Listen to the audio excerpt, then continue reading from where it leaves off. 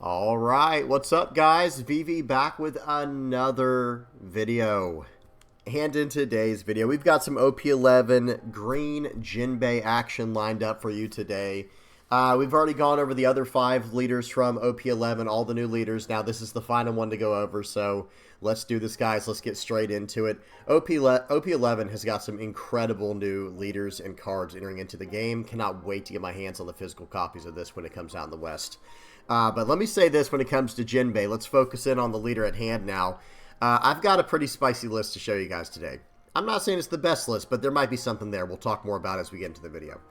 Now, real quick, let me go ahead and break down the video so you know what you're getting into, lay it out for you real quick. First, we're going to head over to the deck list. We're going to check out what we're running and talk about some of the crazy, kooky ideas I got in my mind for this leader. That's the first thing we'll do. After that, we'll head over to the sim. We'll check out 5 games on the sim, 1 game against all the other 5 leaders from OP11. See how it stacks up against its own, its own meta, its own OP11 field.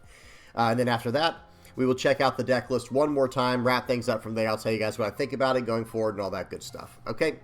So you know what you're getting into. Guys, I'll have everything time-stamped in the general description. I'll have all relevant deck lists and links and things like that down in the comment section below. And, of course, if you guys have any comments, questions, or suggestions, please do not hesitate to put those down in the comment section below as well. Or hop on the VV Theory Discord. Link is in the channel description.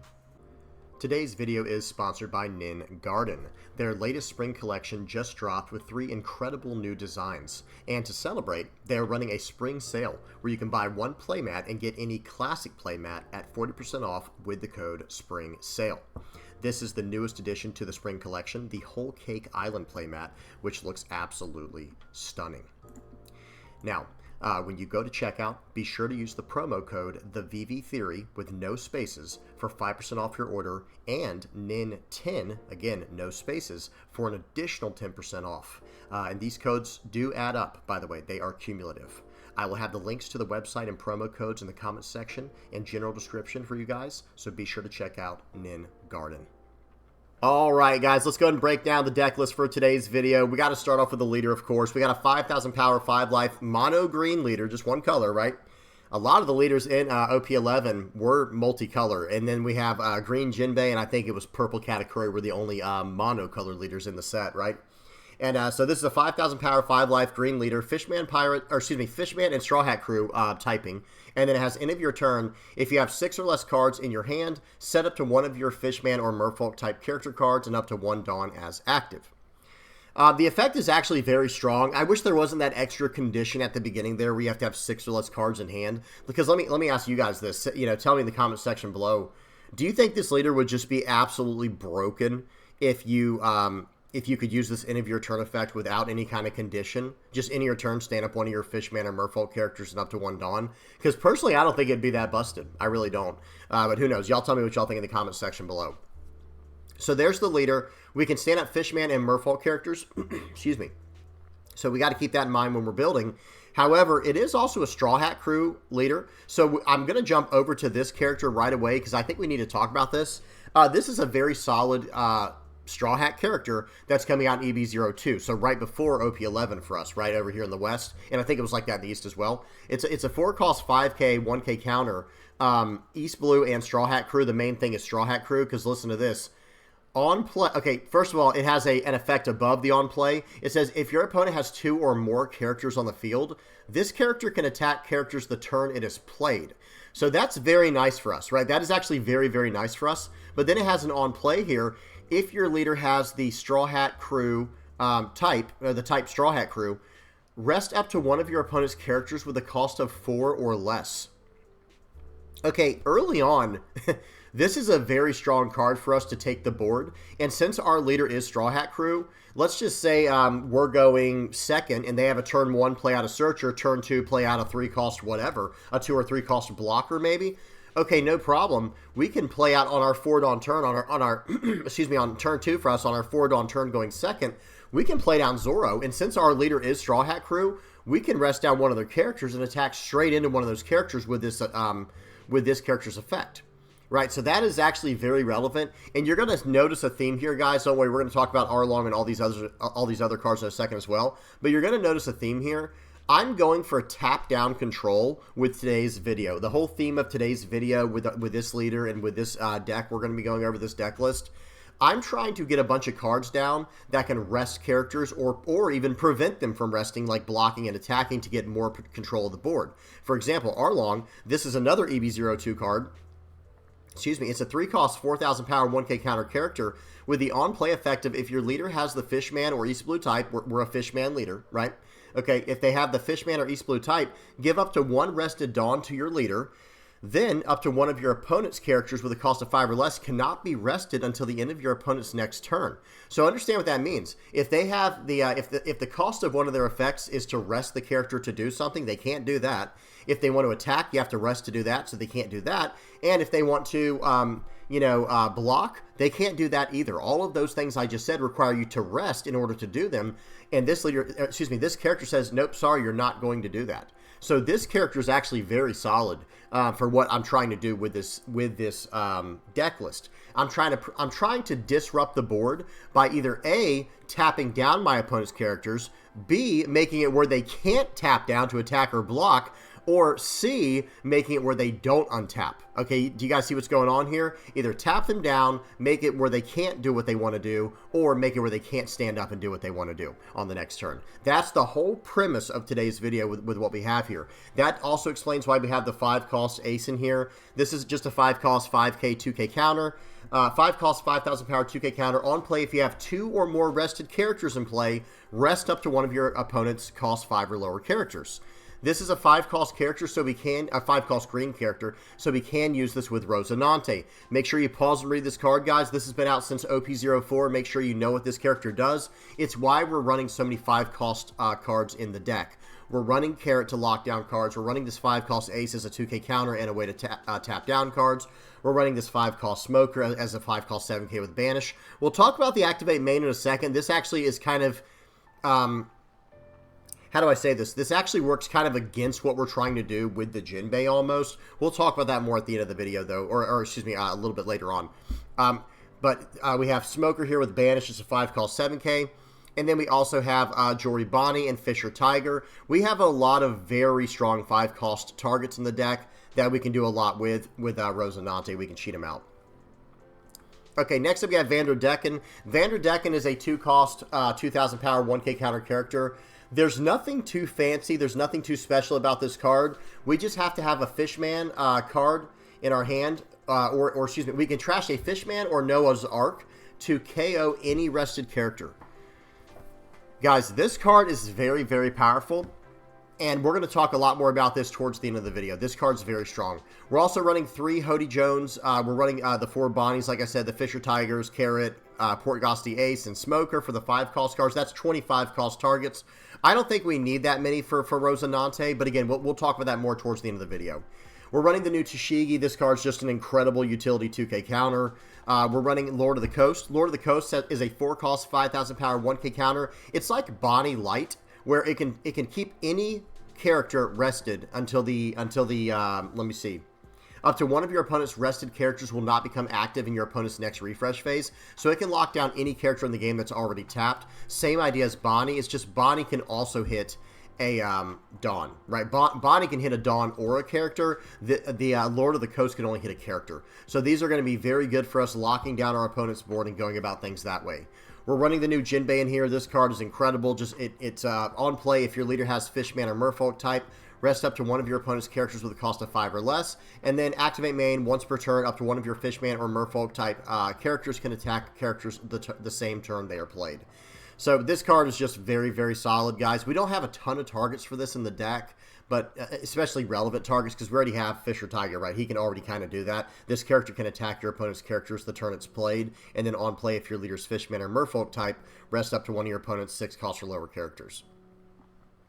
These guys here, the Fisher Tiger, Jinbe, and Hody Jones, it's like a 5, 6, 7 curve here. These cards are so good at taking the board back or just getting super aggressive, whatever we need to do. Okay, now we've got two other cards to talk about real quick, these events here. We've got Gum Gum Elephant Gatling. This is the 1-cost dual purpose card, like how Divine Departure was for red back in OP10. Or was it? Yeah, I think it was either OP09 or OP10. I think it was OP10 with Divine Departure. But now they're starting to do that for every color. It looks like this is going to become a new card archetype, the one-cost event that does not have a trigger, but it does have a main or a counter you can choose from. And check this one out, guys. This one is extremely good. This is an extremely versatile card. It's a one-cost, and then you can pay an additional 1 Dawn, so it ends up being a 2-cost card, and we can rest a 5 or less character. Or as a counter, we, of course, this is the next part that all of them share, all the one-cost, you know, these new, what would you call them, these utility one-cost events here. The counter is you can only give plus 3,000 power to a leader, not a character, guys. I've seen a lot of people mess that up. It only gives plus 3,000 power to a leader. So, for example, let me just type in Divine Departure real quick. Let's type in div. That should bring it up. Yeah. So this is like the red version of the card we were just talking about with Gum Gum Elephant Gatling, right? So the red one, counter up to one of your leaders, gains plus 3,000 power during this battle, and then it has its own activate main effect. And now yellow also has one. I can't remember the name of this one. This one's really cool though. It's a one cost.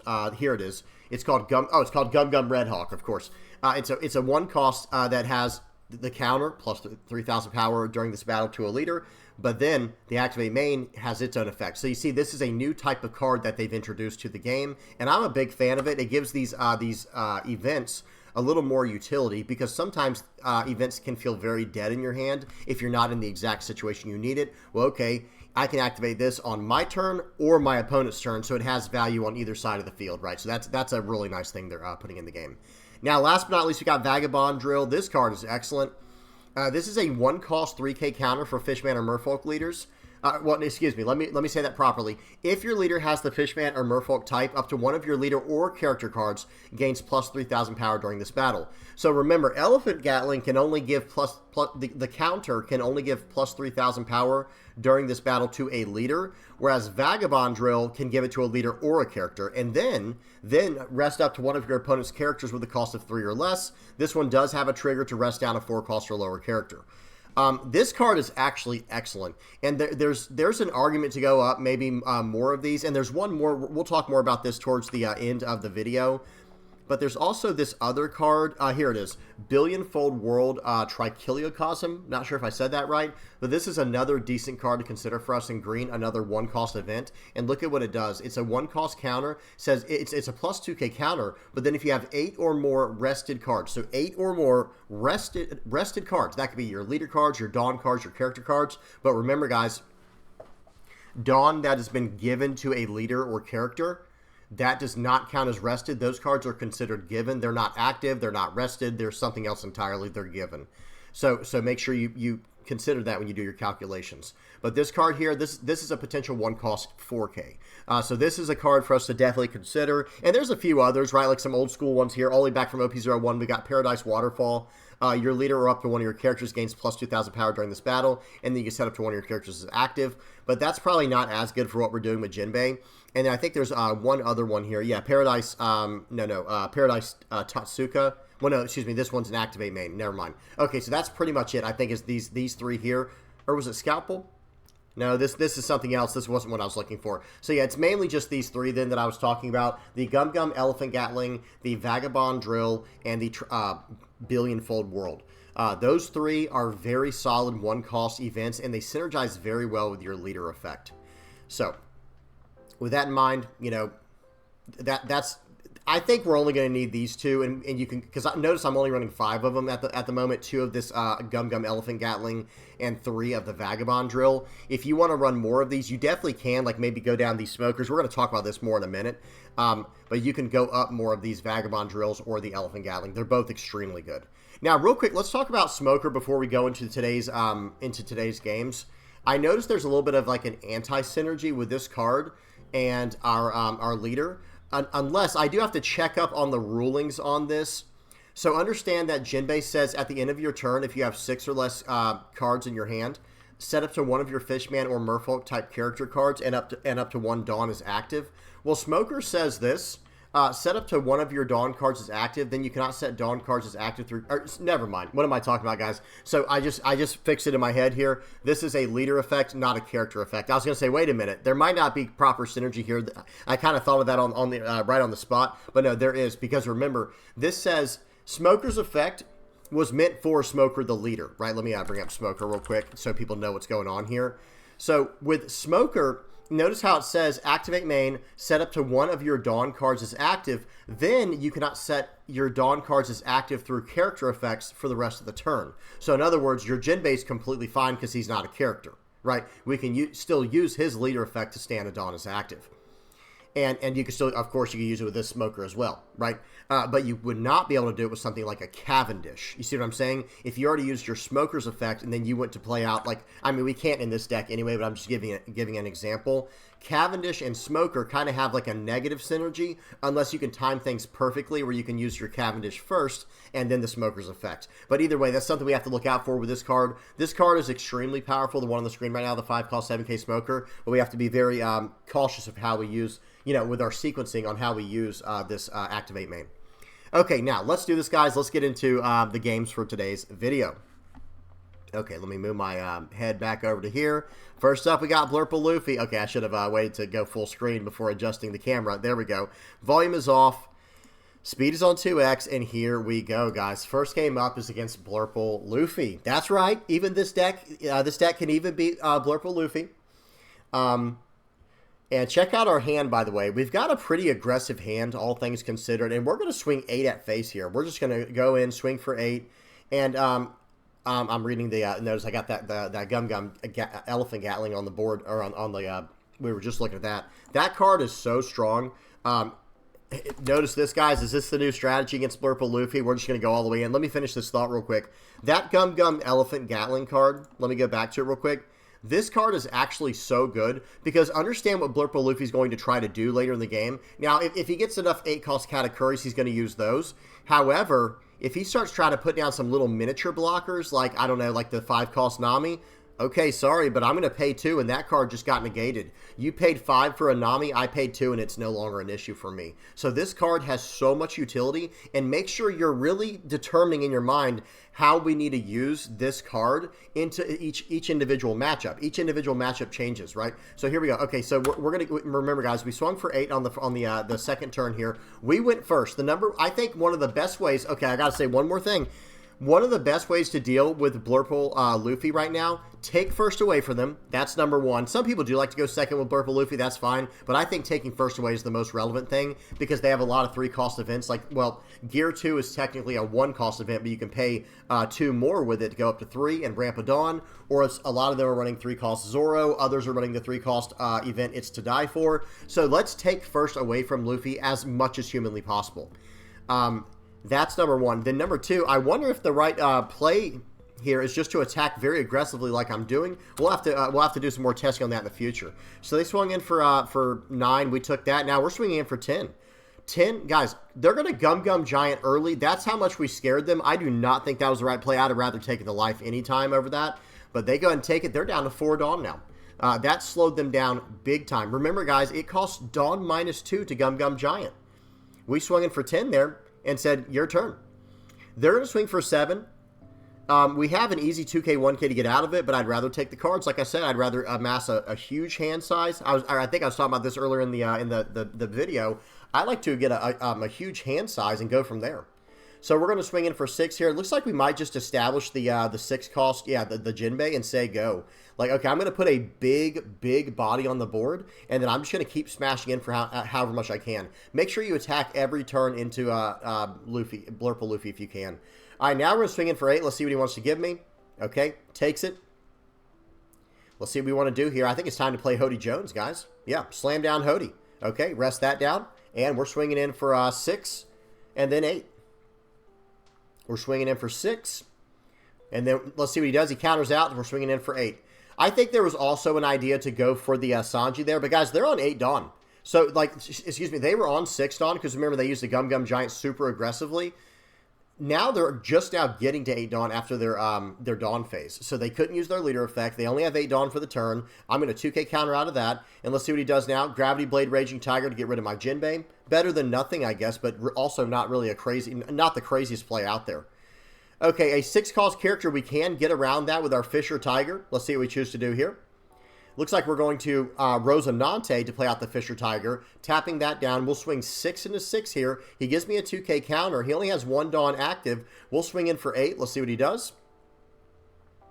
That's going to cost another Gum Gum Giant. Now he can't use his leader effect again, guys. He can't use his leader effect again. So I'm considering using this to pop that Sanji.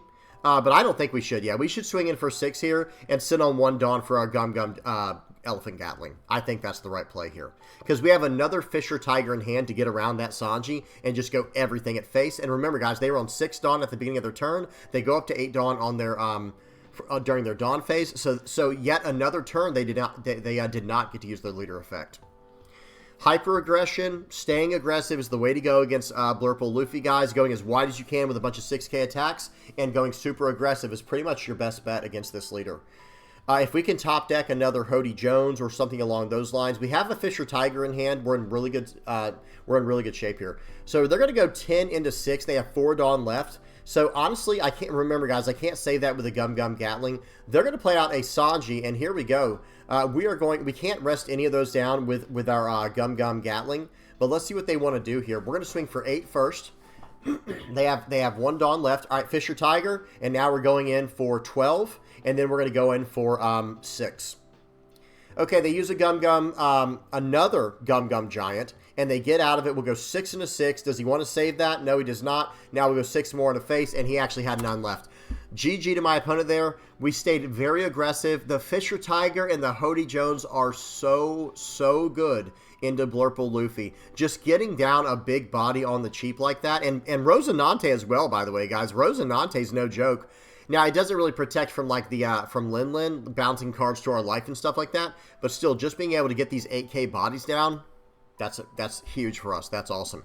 Okay, good game to my opponent. Let's go to the next one here. So that was against Blurple Luffy. Now we got a game versus Red Black Koby. Okay, volume is off. Speed is on 2x, and here we go. Now, this is going to be a battle for the board for sure. So, Jinbe and, typically Black doesn't battle for the board by attacking and stuff like that. They usually do it through events and stuff and KO effects. Well, Koby's very different, right? So this is going to be a real battle for the board here. Now, look what's going to happen here, guys. I've got a 4 Dawn turn coming up in a Zoro. Okay, rest down that card. I get to swing right into it with the Zoro, and now I'm going to swing for 5. That Zoro is actually really nice in this deck, guys, against a lot of matchups. It's not very good against like something like Blurple Luffy, but still, it's pretty good against most other decks that are trying to go really wide really early. So they have a Sengoku. That's pretty much a dead card right now. They're not going to use that for anything. They play out a doll. Okay, I say it's a dead card, and now they're going to swing 5 into this. They should have swung in with the Sengoku, I feel like. Oh, well. We'll let the we will let the Zoro go. They trashed a Helmeppo with that doll effect. We'll take it. We swing 8 into Doll there. Jinbe, very good at taking the board. Jinbe is very good at taking the board. It's a 6-cost 8k with Rush into the board, and it rests down a 5 or less when it comes into play. They're gonna play out a Helmeppo here, and they're going to get a Koby out of the trash, swinging 10 into Jinbe. We're gonna save this if we can. Let's see what he swings for. He's going to swing 10, so we're going to go 2k, 1k, sure. Because remember, guys, that Koby will be gone at the end of the turn because of the Helmeppo's effect. Okay, they're able to cheat that card out with Helmeppo, but then it's gone at the end of the turn. But their leader is a 6k now, which is a little bit annoying. But hey, we've got another Jinbe here. Now, that's not great in this situation. We don't have a card we really want to get. But instead, for an 8 Dawn turn, check out that curve, guys. The curve this game has been insane. Turn 2. We had Zoro helping us fight for the board, tapping down a character. Turn 3, we had Jinbe tapping down a character, helping us fight for the board. And turn 4, we have Rosinante flooding the board with some big bodies. And Rosinante will protect us from KO effects if Koby has any for our 5-cost characters. Okay, we're going to go ahead and swing in for 8. Unfortunately, we can't swing in with our leader because their leader's at 6,000 power. But this will cost a 2K and a 1K, and they're down to 5 cards in hand. Yeah, I think taking life there was definitely the right call. Because if they would have countered out, they would have had only 4 cards in their hand afterwards, you know, after they draw for the turn and everything, or 5 cards, whatever it was. It'd have been a little bit too rough, in my opinion. Okay, they're going to go 10 into 8 here. I'm not a fan of that. But if I save this card, he cannot attack into it with anything else. So he's going to swing 7 at face here with the Helmeppo. We're going to take that. And then he's going to swing 7 more into face. We'll do a 2K, 1K here. Our hand size is getting a little bit low. We're down in life and we don't have any blockers coming up. We have to be a little bit careful here. That's a good card to see, that Vagabond Drill. We're going to go 5 into 1. That card's gone. And now I think we're actually going to try to get this board back a little bit. Okay, we can't tap anything down with the Jinbe, but we can swing 9 into 7 into a rested character on the turn it was played. Seems good. And now I think we should start doing some attacking. We'll go 8 into 7. Nice, gives me a 2K. Well, now we're going to swing 9 into 7. Now he has to give me a 2K and a 1K, or it banishes his top life card. He does. We go 9 into 7. He goes through. And now we're going to have to pass the turn back. We do get a Dawn as active, and we can stand up one of our Jinbes with our leader effect. Very nice. Getting some value from the leader effect now. Very good. And they're going to play out a Hibari. They're going to swing 7 into 5. Okay, that card's gone. I could have saved it from that attack, but not from the next few attacks, right? So we have to be a little careful there. Again, guys, it's all about picking and choosing your battles wisely, especially when it comes to battling for the board and with a deck like this. Our entire board is 8,000 power characters. Our entire board is 8. Okay, well, now we are going to get out of this because he can only swing for 7 more for the turn. He cannot attack in any more of my characters. He does this in Goku Search. He was seeing if he could find something to keep him in this game. I don't know what he could have found, but there pretty much was no way to get out of this. We were going to swing for 8, 8, 8, you know, and then we have 4 massive attacks coming in next turn. He can't get out of it with only 1 life and 4 cards in hand. Okay, good game to my opponent there. Let's go on to the next one. So we did Blurple Luffy. Here's Red-Black Koby. And then we have Green-Yellow Shirahoshi up next. Okay, Green-Yellow Shirahoshi. Here's another battle for the board. And those games are very exciting, I have to say. When you're fighting back and forth to see who can maintain the board control, it's actually pretty fun, right? It can be. If you're on the winning side of that, it feels really nice. It feels very rewarding. They're going to play out Shirahoshi right on turn 1. I don't know if I should even play out the Arlong right here, to be honest, because we can just attack into that. Yeah, I guess maybe we're going to play out the Arlong. No, I was going to say, I agree with saving that for later. I think we should save the Arlong for later, because I think it can hit a 5 or less target, so we can turn off a block later in the game. So we're going to swing in for 5. We're going to play out a Smoker. They played nothing on their turn 2. They must have huge cards in hand right now. They must have a lot of really big cards in hand, or 2K counters or something. Yep, there's one of them. They're going to play out the Iroko using the leader effect. Beautiful.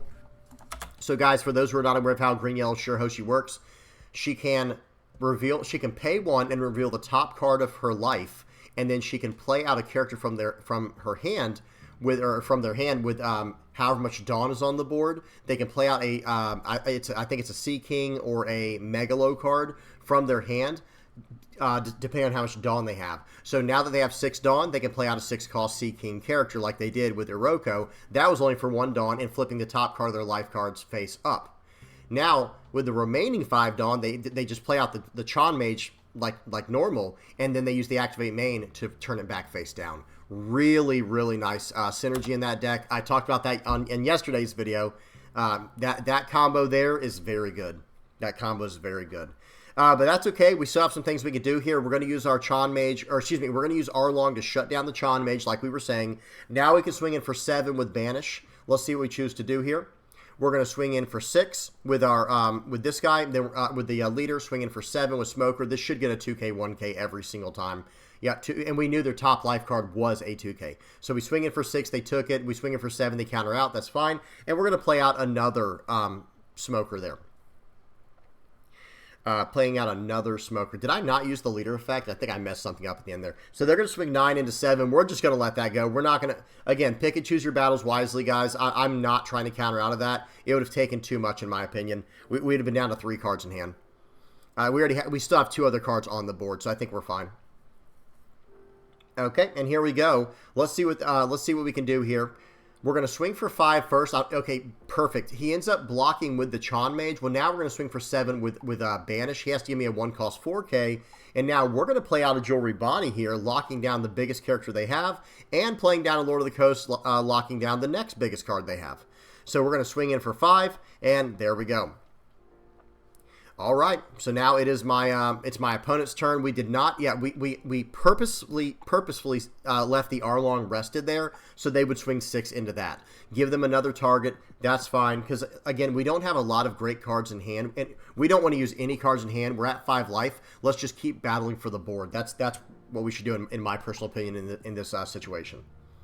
Nice, we got a Vagabond drill, so we did get some counter power. That was much needed. But I think right now it's time to just go. You know, we might even just start going for the going for face or going for board, because we have a lot of lockdown power in our hand. We're going to swing for 6 in the face and see what he wants to give me here. Maybe blocking a 1K, 2K counter. We'll take that. Swing for 6 more. I'm eating up all the 2K counters I can from this person. They take that. They're down to 1 life, guys. They're down to 1 life.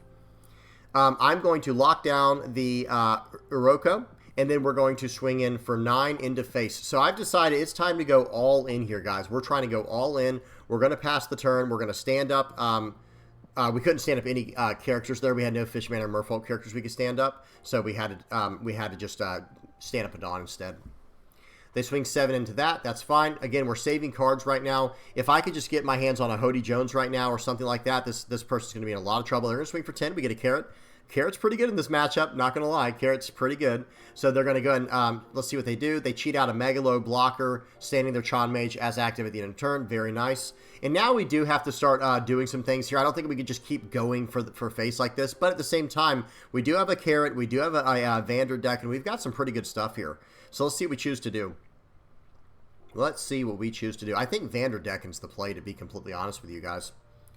But I don't know.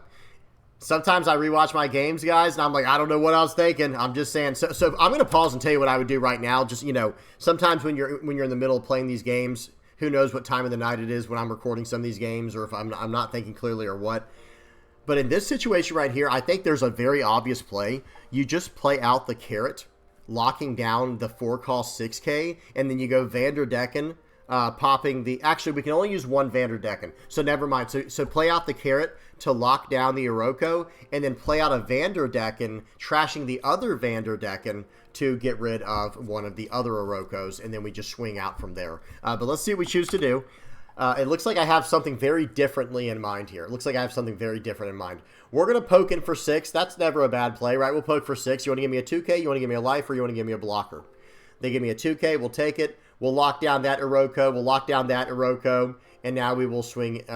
We can't swing because they have a block. They have 2 6K blockers. Okay, they're going to go 10 into 6. I think I should just give it to them. Looks like we might use... Oh, we might use the Vagabond drill here to lock down the blocker. So I don't think it was necessarily a good idea to save the Joribani there. I think we could have let that go and it would have been fine. But using it with the Vagabond drill to tap down one of their blockers for next turn, so they go ahead and give up. They're like, okay, well, yeah, now I can't do what I wanted to do. They could still have attacked in here. Well, could they? Hang on, let me see something. Well, no, they should have still tried to attack into here, and at this point, I would have defended with whatever I could. And let me see something here. Let me see their hand at the end. So they pass back and just concede. Okay, say they could get rid of my Joribani and stand up the Chon Mage, which I think they could have done. They could just activate the leader effect, standing up setting their top life card as active, then choose no targets from hand, I believe.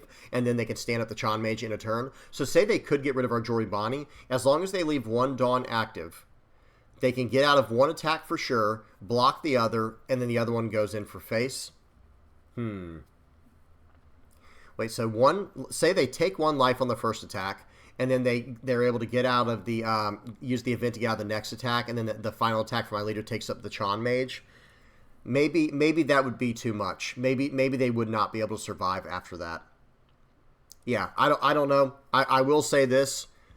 If we had done everything I just said there, maybe, looking back, let me say it like this. I don't think I would have necessarily gone for game. Oh, just kidding. So I definitely would have gone for game. Look what my next life card is, guys. Hang on. So did I even draw a card for the turn? So they passed the turn back. Let me hit play. There we go. They passed the turn back. Okay. And we do not even draw for the turn. And we were going to draw a Hody Jones. So, excuse me. We were definitely going for game. It would have been, okay, play out the Hody Jones, tapping any Dawn they had as active. or tapping down the blocker. Either one's fine, to be honest. Tap down the blocker and a Dawn, and then we're just going for sevens, probably just straight sevens, right? Swing 5, 7, 7, 7, 8. Yeah, I think that's probably what we'd have done. Or 5, 6, 7, 7, 9. That's another really good combination as well. All right, good game to my opponent there. Shirahoshi's a tough deck for sure. Okay, next up we got a game versus Purple Katakuri. Volume is off, speed is on 2x, and here we go. Rosinante, I do think, is a big part of what's going on with this deck. I do think it's very strong. I'm going to show you guys my updated list afterwards, but I want to show you guys the list that I'm running for the games that I recorded, and then I'm going to show you the updated list from the stream we did. I'll talk about that at the end of the video.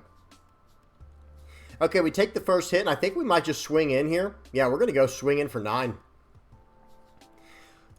It would be nice if we had a better earlier on play, but we really don't have too many other than Arlong. Okay, now playing out Katakuri against me, the 2 cost, that was a bit reckless, we're going to call it. So right here, we're going to play out the Fisher Tiger. I think I do things in the wrong order here, which is too funny. So I should have swung. So here I am thinking he's going to try to save it. Why would he save it? I can still swing 7 into it at this point. I think I should have swung 5 into leader and then... Well, excuse me, he does have the blocker. Excuse me, he does have the blocker. But I think I should have swung 7 into it first, or 6 into it, rather, with the Fisher Tiger, and then 6 with the Jinbe if he blocked. So they're going to very aggressively ramp a Dawn, or ramp a life here with the new Charlotte Brûlée. I really like that Charlotte Brûlée card. They're going to play out the Parasparrow. They're going to be able to cycle a card and ramp a Dawn back. They're swinging in for 7. I think we're going to counter out of this with the new Gum Gum Elephant Gatling. I really like that card. Okay, I think they might have forgot to draw a card with the Parasparrow effect. Or maybe not, I'm not sure. Okay, right here, we are going to just probably go for face here. We're just going to start poking in, see what they want to give us. They are at 7 Dawn, so if they go Dawn -1, they could still get to 8 next turn. Who knows if they have the Katakuri, the 8-cost Katakuri or not. So they're going to give us a blocker. So we swung for 5, they took it. We swing for 6, they give us a blocker. We're going to play out the Rosinante, cheating out the Carrot, and now, once Carrot gets going... Hey, guys, once Carrot gets going, it's an uphill battle for anybody. For anybody, it's an uphill battle. Okay, here we go. They're going to swing 6 into 6 here. Excuse me, they're going to buff with their leader. We're going to give them a 2K to get out of that, and now it should be our turn. They finally do some cycling with the Parasparrow. Very nice. What are they going to do now? They choose not to attack with the Parasparrow. Probably very wise. Let me say right now, guys, that may or may not have been a very wise decision. Okay, so we do have a Jinbe here. This Jinbe can tap down a 5-cost or lower character, right? Yeah, I think Jinbe can tap down a 5 or lower, and Fisher Tiger can tap down a 6 or lower character. Very, very strong. So let's see what we choose to do here. I think I should just go 9 into it. Just 8 into 7. Let's see if he wants to give me anything. He does have a blocker, still the Anana and the Charlotte Katakuri. But I'm swinging it for 6. I'm saying give me a 2K counter or give me the character. Or blocking, give me a 1K. Sure. Okay. Well, now that kind of changes things, right? Now we can actually attack everything into the into face here and make him give us some way more aggressive stuff. Because remember, guys, Carrot is going to lock down that Parasparrow. So there you go. So Parasparrow's locked down. He's not going to get to attack with that next turn. We're coming in for 6. This is going to be very taxing to my opponent's hand, life, and board here because he's probably going to have to give me the Anana on one of these. Okay, so he's going to counter out of that one. We're going to swing for 8. He probably gives me the blocker here. And now we're going to play out the Lord of the Coast and lock down his blocker as well. We'll stand our Jinbe up at the end of turn with our leader effect. I should have stood up the Fisher Tiger. Just being 100% honest with you guys, we definitely should have stood up the Fisher Tiger at the end of turn with our leader's effect. They're going to go 8 into 6. I think we should probably try to save this. If we can save it, we should. Yeah, 2K, 1K right here. Again, the Tashigi and the Fisher Tiger or the Arlong. And now they're going to play out something for 4. Let's see what they choose to do here. Or maybe they're going to swing in aggressively. Okay. So they're using the effect there of the Parasparrow, I think, with the leader and everything, and with the Charlotte Pudding. Yep. So we have an Arlong coming as well. They're going to swing for 10 into 8. Now I can't save it. That's okay. And here we go. They're going to stand their entire board up. But watch this, guys. We got this card called Hody Jones on our side. So they're going to go ahead and tap out. There's basically no way out of this one, right? So we're going to be able to swing in for, let's do, I would say 6, 6, 7, 8, 8, 9. I think that's what we would do at the end here, guys. We'd be swinging for 6, 6, 7, 8 or just 6, 5, 6, 7, 8, 9. I don't know, guys. We're swinging for a lot. Good game. That was a tough one for them. All right, we got one more game to go over. We got Blue, Yellow, Nami. Yeah, math is hard sometimes, guys, especially depending, you know, I'm doing this video like in the morning for me. Or it's right around lunchtime, actually. But still, I'm doing it a little bit earlier than I normally would, so we're just going to blame it on that, right? Okay, so here we go. Against Nami, they get to go first. I think we typically would like to go first with this deck, but going second's not bad because we have a very strong 4, 6, 8 curve if we can get to it. Okay, here we go. They're swinging in for 8. Just waiting for them to pass the turn back. Sometimes your opponent will forget to pass the turn back. It happens to all of us. Very nice. So now we're going to swing for 5. We're going to play... Oh, excuse me. We're not going to swing at all. Watch this, guys. So I'm trying out different strategies against all the new leaders. This game, I try not to give them any cards in hand from attacking into my life. I'm trying to play this strategy where I do not give them anything. So watch this. They just use Zeus there to get a card from their life.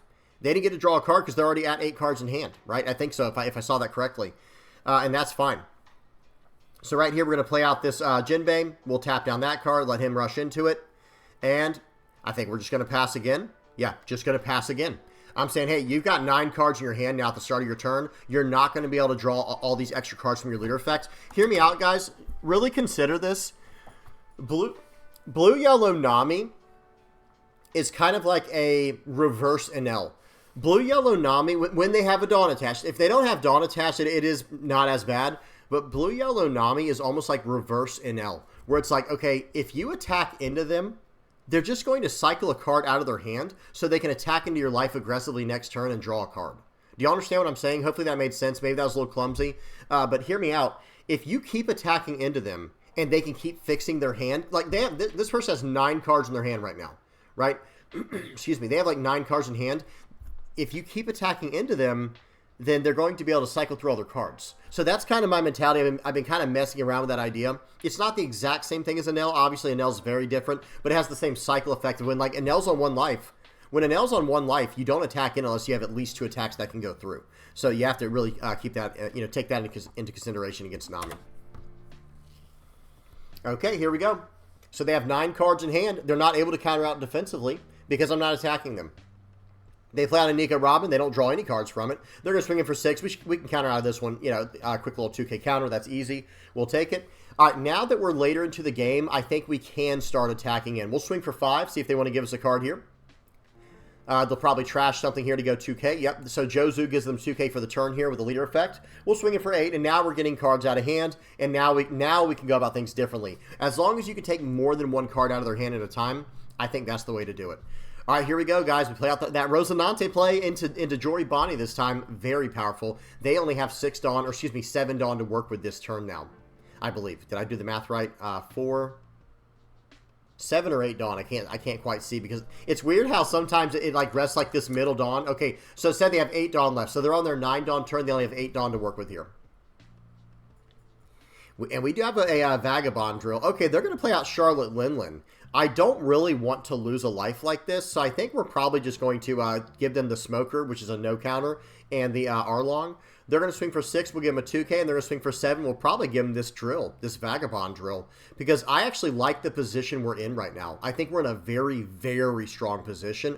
Oh, nice. And then we also got the Jinbe out of life like that. So now, get this. We can swing 6 into this character, and they're not getting the full value from their leader effect, right?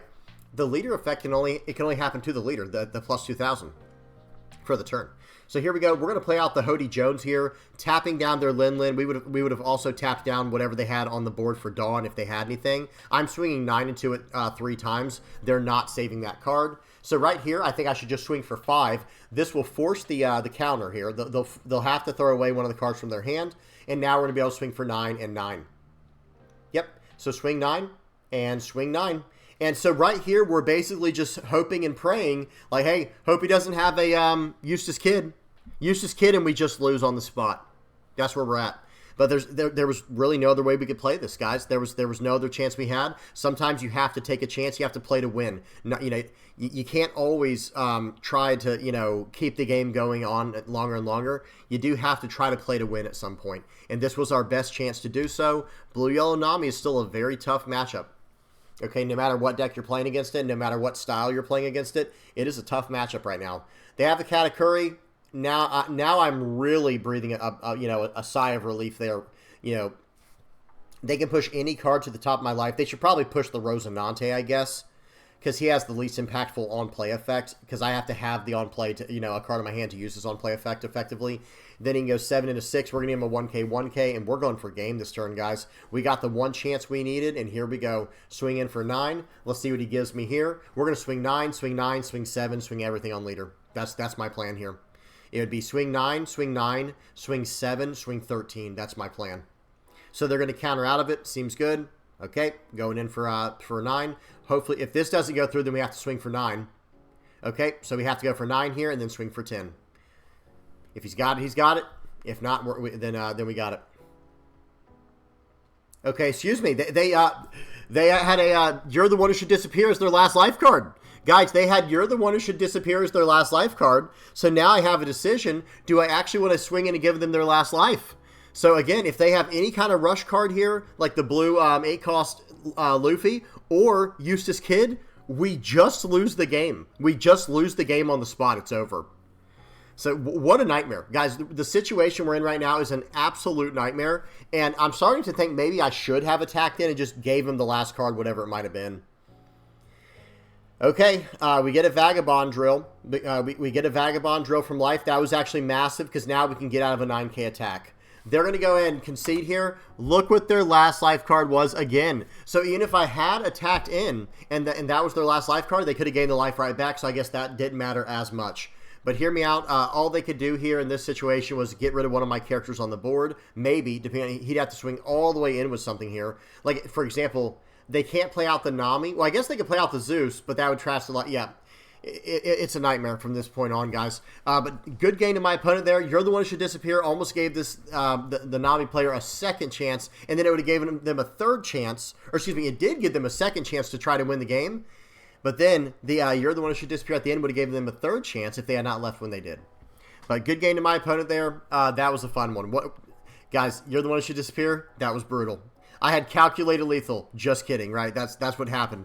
Hey, it's calculated, trigger. Gotcha. Yeah, hey, those triggers, they really spice up the game, don't they? Okay, now let's go ahead and break down the deck list. We've got some revisions to talk about. This is a card that I'm pretty sure we're going to be adding to the list.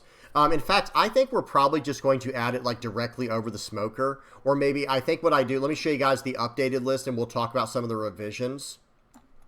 Here we go. So this is kind of where we're, the direction we're going with the list. We'll talk about it all in just a second. The main idea is this. I think, how do I say this? I think this Rosinante ended up being very, very good. Now, you can make this into more of like a Fishman, Fishman, Merfolk thing, all that stuff if you want to. But I really like how hybrid this deck list is. And having the Rosinante and this Trafalgar Law with the Arlong, Vanderdecken, Kami, and Tashigi, I think is very good. Because, guys, there's things you can do with this list. There are things you can do. Let me just say that. Let me get rid of Arlong. I do have a single Arlong in the list. I don't know if it's going to stay or not. We'll see what happens. I'm going to move the Jinbe so it all fits on one screen here. So let's just, for the time being with what's on the board here, I had an Arlong in there. So let me bring up another 5 cost. Let's just bring up one more, maybe even one more of these events, because these events are just crazy. We'll talk about it in a minute. Notice we added Straw Sword. So I did a stream on Wednesday. At the time of recording this video, so 2 days ago, I did a stream on Wednesday, and we were showing off this leader in Shirahoshi, and we really did some really nice revisions. Really, really, really. How many times am I going to say that? We did a bunch of solid revisions to the list here. Notice the Jinbe here, the 2K counter. This is a promo Jinbe. It's a 4-cost, 5,000 power 2K counter Jinbe, and it has on play rest up to one of your opponent's characters with a cost of 1 or less. Notice I took out the 5-cost Ace. Where's Ace at? I took this card out for the Jinbe because ultimately I was only running this card because it was a 2K counter and a 5 cost, so we could cheat it out with the Rosinante. We're not cheating out Ace with Rosinante, guys. That would probably happen like 1 in every 1,000 games.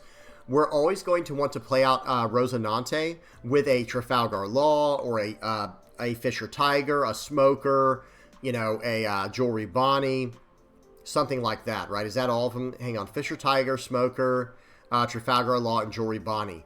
And I will say this, chat, the chat convinced me to take out the Carrot. I do think we need Carrot back in the deck, and I would even probably take out the Smoker here for 2 more Carrots, because Carrot was really big in a lot of those games we saw. It was I feel like it was doing a lot of work.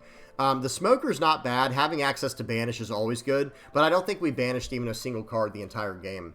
So while it would have been nice to have that Banish every now and then, I think the Carrot is just a little more useful for what we're doing, and it has the 1K counter, so I think we will take that. Hody Jones, I feel like, is just too important. We went up to 4 of these. We only had 3. We went up to 4. I went down 1 Jinbe and up 1 Hody Jones. But at the same time, I did end up putting in Straw Swords since then. So we might be able to go down go back down to 3 Hody Jones and go up 1 more of the Jinbe. Because Jinbe, I don't like to see it. Here it is. This card is a monster. This card is an absolute nuisance. And let me go up 1 more of the 5-cost Carrot. Okay, because remember we had Arlong in the list, and I took that out to show this off. I think this is probably the direction I want to take the list going forward. I'm running the 4 Camis now, and maybe that's why I had things the way they were here. Kami gives us some searchability. It gives us a little more consistency, and that's why I went up the Fishman package, like more cards than Fishman. So let's see how many targets we have. It can search up Fishman or Merfolk, other than Kami. So let's see how many actual targets we have. So 4, 7, 10, 14, 17, 21. This one's Fishman Island, unfortunately, but this one is Fishman. Plus 3 is 24, and that's it. So 24... it would be nice if we got right to like 25 maybe. So maybe we will try to find a way to squeeze in 1 more, like a single, like 1 more Fishman or Merfolk card in here. And I'd probably say, hang on, let me see something. Yeah, that's Hawkins. Is this one? No, this. So yeah, Gum Gum Elephant Gatling unfortunately only hits Fishman Island. And Fishman Island are 2 different things. I know, very confusing, but I'm just saying they are very different things. We might have to find a way to fit in like 1 or 2 more searchable cards, Fishman cards. In my mind, I think my immediate go-to would be taking down -1 Zoro, and then maybe going up 1 more Vagabond Drill. I think that is a safer play. I don't know, though. It's hard to say. So hear me out. So for Straw Sword, we did include the Straw Swords to help better deal with decks like Blackbeard. And we could just tap down any blockers. It's not even just good against Blackbeard, by the way. The trigger, we don't have any Supernovas. It says play up to 1 Supernova type character or stage card with a cost of 2 or less from your hand. We don't have any Supernova cards in here that I'm aware of, other than Trafalgar Law, but that's a 5 cost. It has to be a 2 cost or less. Let me see. Yeah, there is no target we can hit with Straw Sword for the trigger here, but that doesn't matter. We're not trying to use this for the trigger. I wish it did have a more practical trigger, something that just like rest of 4 or less, or something like the Vagabond Drill. But hey, we'll take it because we can pay 2 and rest down any blocker in the game, like Katakuri, Aramaki, you name it, just any huge blocker, even Blackbeard. So we're running this card for that sole reason, to just tap down whatever big targets are in our, whatever big blockers are in our way at the end of the game. So yeah, really good stuff there. But yeah, guys, this is kind of the direction we're going with the deck. At least this is the direction that I'm going with the deck, and I think it's pretty decent. I do think it has. It was better than I thought. I'm going to say that right now. I was pleasantly surprised when running this deck and having all the lockdown. So we did take out Lord of the Coast in this version. I think what's going to happen, guys, is you're going to have to decide, what do you think is better? Do you think Lord of the Coast is better in this deck, or do you think the Zoro is? Remember, we're already running Carrot, we're already running Jory Bonnie. So I do think that there is a slightly better argument for Zoro. In fact, there might even be an argument to go down 1 Jory Bonnie and go up 1 Zoro. So that way we have 3 Carrots and 3 Bonnie. Or we could do it the other way around, where we have 5 Jory Bonnies and then go up, go -1. Actually, no, we're going to go 3-3 just for the sake of what we're doing here. Hang on one second, guys, and I'll finish that thought. So what I was going to say was you could go 4 Bonnies, 2 carrots, or 4 carrots, 2 Bonnies. You can mix and match it literally however you want to, whatever you think is better for your play style. Carrot has more long-term value because it can lock down a character on one turn, and then another character on the next turn, and another character on the next turn. It can kind of just keep locking characters down. However, they have to be tapped down, of course, for either of these to matter. But Carrot can only keep a 7 cost or lower lockdown. So, all right, I'm already going to change. I'm already changing it back, guys.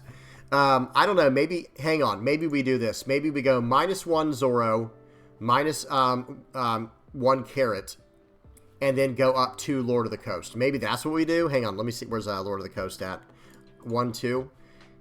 Yeah, maybe we do it something like that. We'll just do like 3 of everything or 2 of everything. I don't know. We'll have to figure it out, but that's just where my mind's at currently. I do like having these cards, though. I think the Zoro is actually very solid early on, but over the course of the game, he becomes not as good. Whereas the Lord of the Coast is the other way around.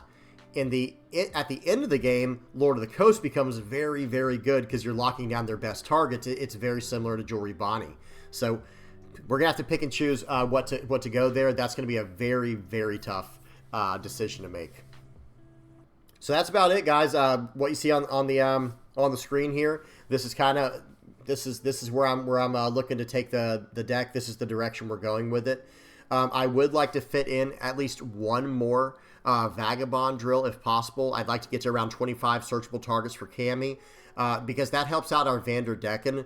Notice I think there was one game, I think it was against the Shirahoshi, we still ended up winning, but we had Vanderdecken in hand, and then we didn't have enough ways to use the effect. We were going to have to trash. We had 2 Vanderdeckens. We could have cleared out 2 6-cost 8Ks, but we only could clear out 1 because I think we only had 3 Fishman cards in hand. We had 2 Vanderdeckens and a Vagabond drill, I believe. So we could only pop a single one of the 6-cost 8Ks, which is better than nothing, but I'd like for it to be a little more consistent. And getting Cammy allows us to search up, do we need removal? Well, we can search up Vanderdecken. Do we need a way to just rush through and win the game? Well, we have Hody Jones. Do we need just bigger characters? Well, we can grab Jinbe. Do we need some defensive power? Okay, then we have Vagabond Drill. And this is why I want to go up, probably go to 4 Vagabond Drills, so that way we do have more searchability in that way. What are we going to take out? I don't know. That's been the tough part, right? Maybe we go -1. I don't even know at this point, guys. We do have a lot of defensive events. Maybe we go -1 to Shigi and go up 1 Vagabond Drill, but I really don't want to do that. And I also don't want to go down too many of these Elephant Gatlings because this card is extremely useful as well. We don't want to go down any of our 1-cost events. We kind of want to go up maybe to 4, go up to like 6 of them instead of just 5. So yeah, maybe we go -1 Cammy even, where we only have a few of these, because remember, we don't just want to search over all of our other cards. Maybe we just want to hold this card as a utility option later in the game when we need to search. We'll search up exactly what we need with it. Something like that. We'll see. We'll see, guys, but I will say this. I will go -1 Cammy for now to go up 1 Vagabond Drill. Okay, there's that. And then we will go up, then we will go back to Jinbe here. This is the list. This is where I kind of have it at for now. I think this is pretty good. It could use some tweaking here and there. How much do you like running Carrot or Bonnie? That's going to really determine everything. And I want to count one more time all the Fishman targets we have for Cammy. 4, 8, 12. And then plus 6 is 18, 21, 25. Okay, now I think we're at 25. We went down to 3 Cammy. We're at 25 searchable targets. We have 2K counters we can search up with Cammy now. Hody Jones, Arlong, this Vagabond Drill. A lot of different options we can search up now with Cammy, and 25 out of 50 cards in the deck that are searchable. That's pretty good. It also helps us with our Vanderdecken. The Trafalgar Law, I wish we could have. I wish I could have shown this off, like put it in action. This is another card I have to give credit where it's due to my buddy Mike. He was like, "Yeah, you should add Trafalgar Law to that list." I was like, "Wait a minute, that's so good. That's such a good idea." And before we only had like 3 decent targets for it. We had Arlong. We had Arlong, the 3 cost to Shigi, and then we had Vanderdecken. That was really the only targets we had for it. However, Now we have Arlong, Tashigi, and Vanderdeck and Still, but now we also have Cammy we can add to the mix and get some extra value in that way. So there's a lot of really cool options we have running a deck like this, guys. Having it, now, I think the main thing we need to work out is how we want to do the package down here of like the Zoro, Lord of the Coast, Carrot, and Bonnie. Those 4 cards, and it's 3, 6, it's 10 spots in the deck. How do you want to do your lockdown, right? That's really what it comes down to. Because I will say this, guys, Carrot is not locked down, and Carrot and Bonnie are and Lord of the Coast. Hang on, these are all ways to keep your opponent's characters locked down, but they have to be tapped down first to do it.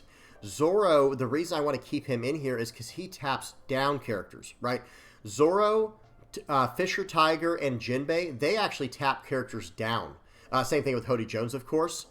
Whereas Lord of the Coast, Carrot, and Jory Bonnie keep characters tapped down, or keep characters locked down that have been tapped down already or have already attacked. We also still have we have Straw Sword in here. We have Vagabond Drill getting some extra value as well. We have the Elephant Gatling. Yeah. All right, I'm done, guys. I'm just rambling at this point. Tell me what y'all think in the comment section below. This leader was a pleasant surprise. It was actually very fun to play, and I think this new direction we're taking the list here, it's not new, but it's like slightly new. Let me save this, and I'll load in the old one. Okay, so get ready, guys. Take a mental picture here. You ready? All right, so here's the revisions, and before revisions, here's what it looked like. Notice we just did a few tweaks here and there, some fine-tuning where we took out the 4 ace. We took out one of these Rosonantes, and we also added the, and then we ended up adding the Trafalgar Laws. So watch this. Boom. We add this, and I think it's pretty good right here. All right, I'm done. Hope y'all enjoyed. Please do not forget to like and subscribe. Let me get the outro page on here. There we go. Shrink my camera down. Hey, to everybody who supports this channel, thank you so much, guys. Whether you're liking, subscribing, sharing, commenting, viewing my stuff, using my TCG player affiliate link, supporting me through Patreon, PayPal, or with donations. If you're buying my playmats, becoming members on YouTube, becoming part of the community on Discord, whatever you're doing to help me out, I really appreciate it. Thank you so much, guys. All right. Hope you all enjoyed. If you guys have any comments, questions, or suggestions, please do not hesitate to put those in the comment section below. I read my comments, guys, as much as I can, especially on the first day of releasing a video. That's when I'm for sure going to read them, unless it's just a crazy day where I don't have time. So I try to check my comments as much as possible, and that's how I get a lot of my revision ideas is from the chat, from Discord, from the streaming with chat, from YouTube comments, and then my real life friends and things like that. So all right. Don't be afraid to say anything down there, but just please be respectful. That's all I ask. All right, till next time, guys. Peace.